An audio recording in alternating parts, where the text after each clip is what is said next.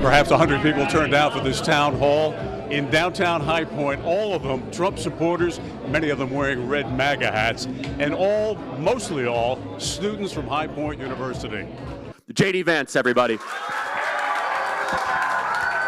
J.D. Vance fielded half a dozen questions, many of them dealing with the economy. Students raised concerns about their own future entering the workforce.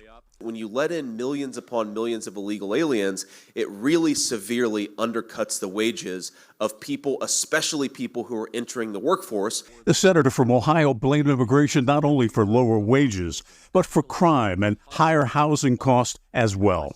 If you allow an unlimited wave of illegal immigrants to come into the United States of America, those people are going to end up owning the houses or living in the houses that ought by right go to American citizens. Today's event was hosted by Turning Point USA, a conservative nonprofit that focuses its political message towards students.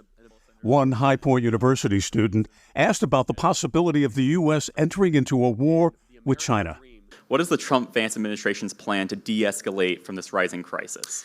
Vance responded saying that Trump prevented war during his time in office.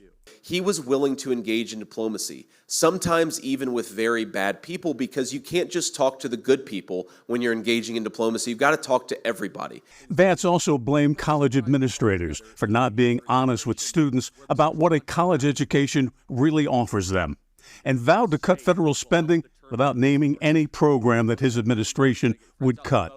He ended his 45-minute town hall with this message. Are you angry, and are you voting for more of the same broken promises, more of the same sloganeering politicians, more of the same failed bureaucrats, or are you voting for the real change of Donald J. Trump's leadership? Time is running out. North Carolina remains very much in play.